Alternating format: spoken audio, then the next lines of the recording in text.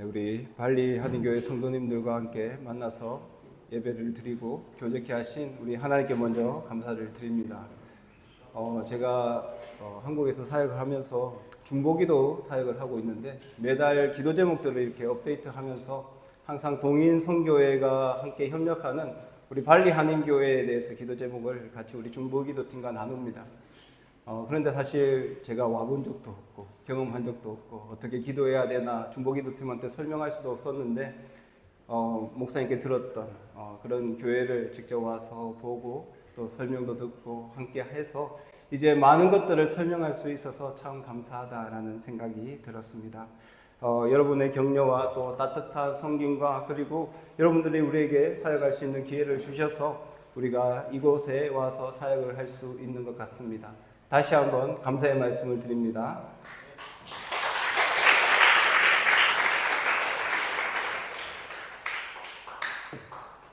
제가 이제 과거에 인도네시아 한 2번 정도 와본 적은 있습니다. 그런데 다른 지역에 이렇게 방문을 해서 발리는 처음 방문하는 것이라서 이제 처음 방문하는 지역에 가면 어디에 도움을 받아야 합니까? 우리 인터넷에 도움을 받아야 되죠. 우리 발리에서 살기 좋은 부분 어떤 건가 이렇게 치니까 이런 이야기가 나옵니다. 발리는 물가가 한국보다 저렴하다. 그리고 기후가 좋다. 그리고 환경이 좋고 날씨가 좋다. 참 사람 살기 좋은 곳이다라는 그런 장점들에 대해서 이야기를 했습니다. 며칠을 지내보니까 확실히 그런 장점들이 느껴졌습니다. 물가는 물론 한국보다 많이 저렴한 것 같고 날씨도 너무나 좋고 그리고 많은 것들이 아름답다라는 생각이 들었습니다. 물론 도로는 많이 혼잡하고 오토바이가 엄청나게 빨리 다니긴 하지만 그런 부분들은 발기의 활력을 불어넣는 그런 요소라고 생각이 되었습니다. 하지만 발리가 가진 수많은 장점이 있더라고 하더라도 고국을 떠나서 타지에서 살아간다라는 것은 쉬운 일이 아닙니다. 저는 아프리카 탄자니아 아십니까? 탄자니아라는 곳에 6년 정도 선교사로 사역한 경험이 있습니다. 탄자니아도 한국보다 물가가 저렴합니다. 기후도 우리 위도가 발리랑 한 2도 정도 차이라서 여기랑 거의 비슷한 것 같아요. 너무나 살기 좋죠. 그래서 한국에서 오시는 선교팀이나 방문자마다 그런 얘기를 합니다. 선교사님, 정말 탄자니아 살기 좋은 곳입니다. 참 아름다운 곳입니다. 그럼 속으로 제가 그런 생각합니다. 살기 좋으시면 관광비자로 오지 말고 거주비자로 좀 와보십시오. 그러면 알게 됩니다. 관광비자로 이곳을 방문하면 사실 이 땅의 어려움을 사실 알지 못하죠. 우리는 한번 좋은 것만 보고 훑어가기 때문입니다.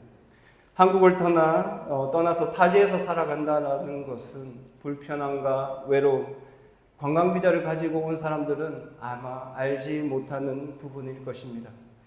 유튜브로 이렇게 계속 이렇게 발리 영상을 검색하는데 발리에서 오래 사신 분들이 발리에 살면서 이해가 되지 않는 부분들에 대해서 정리해 놓은 것들을 보았습니다. 이런 부분인데 참 공감이 되었습니다. 어떤 일을 하든지 일 처리가 너무 늦다. 그리고 일을 일분들에게 시키면 어떻게 그 마감을 참 못하는지 참 모르겠다. 그리고 업무 중에 일하다가 종교적인 행사가 있으면 일도 오지 않고 갑자기 사라지고 자기 제사 드린다고 그렇게 휴가를 내고 문을 닫거나 그런 이야기들. 그리고 이유는 모르는데 갑자기 사람들이 방문해서 돈을 달라고 방범비도 그렇고 쓰레기 돈도 그렇고 하여튼 무슨 돈을 달라고 하는데 한국 분들은 조금 그런 부분들이 이해하기 어렵다 이런 이야기들을 들었는데 탄자니아가 거의 비슷하거든요. 그래서 아내랑 유튜브 보면서 와 탄자니아랑 정말 비슷한 부분 많다 이렇게 공감을 했습니다. 처음 탄자니아에 도착해서 제가 아내랑 이렇게 두 아이를 데리고 살아갈 때 사실 많이 힘들었습니다. 언어는 스와힐리어를 써야 되고 그곳에 어떻게 살아가야 할지 참 막막했습니다. 아이들은 학교에서 참 적응하지도 못하고 그리고 우리 나름대로도 많은 스트레스를 받고 그렇게 1, 2년 살았던 것 같습니다. 그런데 저희 가정이 그곳에서 위로를 받았던 장소가 바로 한인교회입니다. 한인교회 가면 우리 아이들이 또래 아이들과 한국말로 장난을 치고 자신들이 받은 스트레스를 그곳에서 풀었습니다. 그리고 저희도 하나님께 함께 한국 사람들과 예배하면서 한국말로 교제를 나누었습니다. 아까 목사님 강구하셨잖아요. 한식 맛있습니다. 이게 얼마나 위로가 되는 부분인지 모르죠. 한국을 떠난 분들만 아시는 부분일 것입니다. 낯선 곳의 긴장감은 한인교회를 통해서 풀 수 있었습니다. 그곳은 우리에게 마치 오아시스와 같은 장소였습니다. 저는 아프리카뿐만 아니라 다양한 나라에 세워진 한인교회를 참 많이 방문해 보았는데 대부분 한인교회는 어려웠습니다. 힘든 상황과 열악한 상황 속에서 운영되고 있었고 예배를 드리고 있었습니다. 하지만 한인교회는 그 존재 자체만으로 많은 사람들에게 오아시스와 같은 생명을 공급하고 있었습니다. 타국에서 함께 모여 하나님을 예배하고 같이 교제하는 것, 그것이 얼마나 귀한지 처음 날 이곳에 와서 기도하는데 그때 드렸던 감사의 제목들이 참 많이 생각이 났던 것 같습니다. 오늘 말씀 속에 바울은 골로새 교회를 생각할 때 하나님께 감사하다라고 표현하고 있습니다. 우리 3절의 말씀을 한번 보실까요? 3절에 이렇게 말씀하고 있습니다. 우리가 너희를 위하여 기도할 때마다 하나님 곧 우리 주 예수 그리스도의 아버지께 감사하노라. 바울이 골로새 교회를 위해서 기도할 때마다 하나님께 감사했던 이유는 이방의 땅, 우상이 만연하고 아직 예수가 알지 못하는 그 땅에 예수 공동체를 세워서 사랑과 믿음으로 그것들을 지켜나가고 하나님께 예배했던 이유, 그것이 바울에게는 감사의 제목이었습니다. 그리고 계속해서 4절에서 이렇게 말합니다. 우리 4절 말씀을 함께 읽겠습니다. 이는 그리스도 예수 안에 너희의 믿음과 모든 성도에 대한 사랑을 들었습니다. 믿음과 사랑의 공동체로 그 공동체가 세워졌다라는 것이죠. 저는 우리 장목사님께서 한인교회가 세워졌던 이야기를 말씀해 주셨습니다. 한인교회는 힌두교의 인도교 지역의 이 땅에 몇몇 가정이 함께 모여서 교회를 세웠다라고 말씀하셨고 목회자 없이 가정을 방문하면서 서로가 의지하며 교회를 유지해 나갔다라고 말씀하셨습니다. 여러분 몇 년 동안 그런 일을 한다라는 것은 믿음과 사랑 없이는 불가능한 일일 것입니다. 발리 한인교회 역사를 들으면서 신들의 도시에 세워진 이 교회가 너무나 감사한 공동체구나. 정말로 믿음과 사랑 안에 세워진 교회구나라는 사실에 하나님께 감사했습니다. 조금 더 소망하는 것은 믿음과 사랑 속에 세워진 발리 한인교회를 통해서 더 많은 영혼들이 안식을 누리고 타국에서 지친 영혼들이 위로를 받는 교회가 되면 좋겠다라는 생각을 해보았습니다. 이곳에 정착한 사람이든 잠깐 방문해서 거쳐가는 사람이든 그들이 한인교회를 통해서 믿음과 사랑의 공동체를 바라보며 그들이 위안을 얻고 안식을 얻으며 하나님을 예배하는 교회, 그런 교회가 되면 참 좋겠다. 더 많은 사람에게 감사를 받는 교회가 되면 좋겠다라는 그런 생각을 해보았습니다. 탄자니아에 이렇게 파송받을 때 선교 훈련을 받는데 총회에서 저희가 16가정이 훈련을 받았습니다. 16가정이 훈련을 받는데 아프리카가 좀 외지 같죠. 좀 오지 같지 않습니까? 교수 선교사님들이 저희 가정을 보며 안타깝게 생각하셨습니다. 아이고 고생하겠구나. 근데 저희보다 더 고생하는 그런 선교사님 가정이 있었습니다. 중동으로 가시는 분.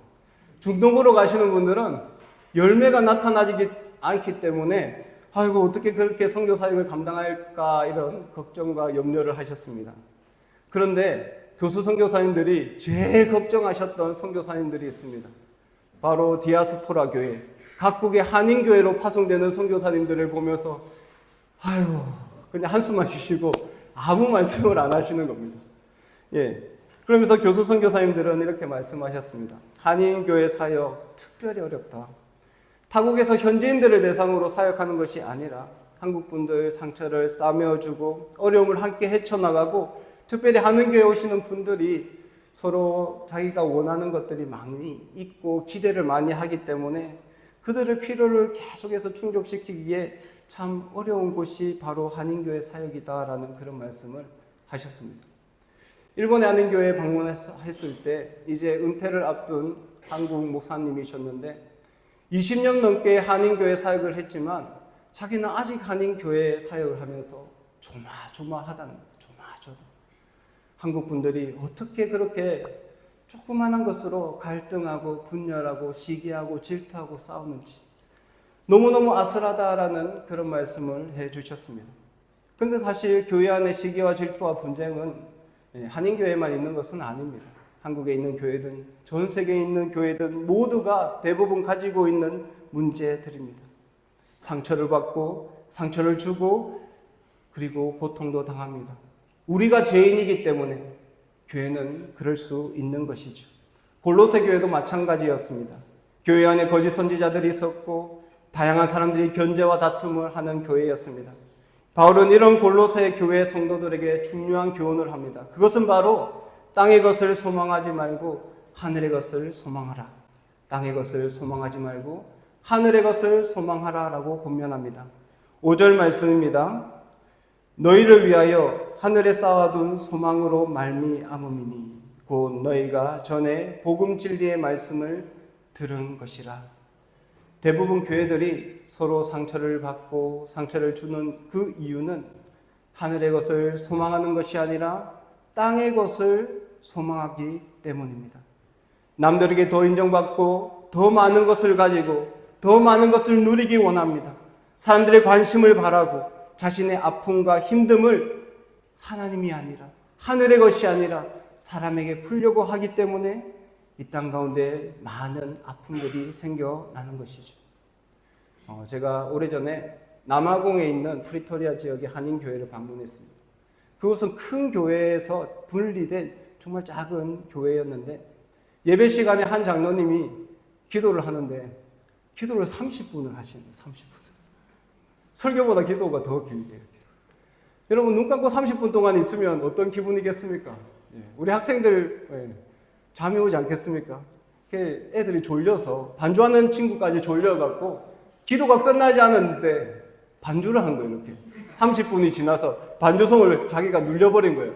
그 상황이 웃기잖아요. 애들이 키득키득 웃기 시작합니다. 와, 놀라운 것은 30분이나 기도하신 장로님이 갑자기 기도를 딱 중단하시더니 나 기분 나빠서 기도 못하겠다 하고 교회를 나가버렸어요. 이야, 참 당황스럽지 않습니까? 여러분, 그 장로님이 만약에 하늘에 소망을 두신 분이라면 예배의 주인공이 자기라고 생각하지 않았을 겁니다. 하지만 그분은 사람들에게 인정받고 사람들 예배 가운데 자신이 중심이 되길 원하셨기에 그렇게 기도를 하셨던 것 같습니다. 땅에 소망을 두게 되면 여러 사람이 힘들어지게 되는 것이죠. 그렇다면 하늘에 소망을 두는 삶은 어떤 삶입니까? 그것은 바로 우리 주 예수 그리스도께 소망을 두는 삶입니다. 우리의 모든 삶의 소망과 모든 힘듦과 아픔을 세상의 것과 사람이 아니라 오직 우리 주께, 우리 예수님께 소망을 두는 그런 삶. 그것이 바로 하늘에 소망을 두는 삶입니다. 저는 한인교회 상황을 정확하게 알지 못합니다. 아마 알지 못하지만 공동체기에 안에 상처도 있고 아픔도 있고 눈물도 있을 것입니다. 어쩌면 건너지 못할 벽들도 있을 거라고 생각합니다. 땅의 소망을 품게 되면 그것이 더 크게 보이게 될 겁니다. 하지만 우리 주 예수께 우리가 시선을 두게 된다라면 그것은 작아지게 될 것이고 불가능하다고 생각하는 모든 벽들이 무너지고 그곳 가운데 평화가 올 것입니다. 에베소서 2장 14절 말씀입니다. 우리 함께 읽도록 하겠습니다. 그는 우리의 화평이신지라 둘로 하나를 만드사 원수된 것 곧 중간에 막힌 담을 자기 육체로 오시고 우리 예수님은 화평, 평화이십니다. 우리가 가진 모든 담을 허무시고 원수된 것들을 하나로 만드시는 분이 우리 예수님이십니다. 우리가 소망을 둘 분은 예수님밖에 없습니다. 여러분, 건너지 못할 벽이 있습니까? 아픔이 있습니까? 상처가 있습니까? 땅의 것에 소망을 두지 마시고 하늘의 것, 우리 주 예수 그리스도께 소망을 두는 우리 모든 성도님들이 되기를 축복합니다. 우리 마지막으로 골로새 교회가 바울에게 감동되었던 이유는 온 천하에서 열매를 맺고 자라는 교회였기 때문입니다. 우리 마지막으로 6절 말씀을 우리 함께 읽도록 하겠습니다. 이 복음이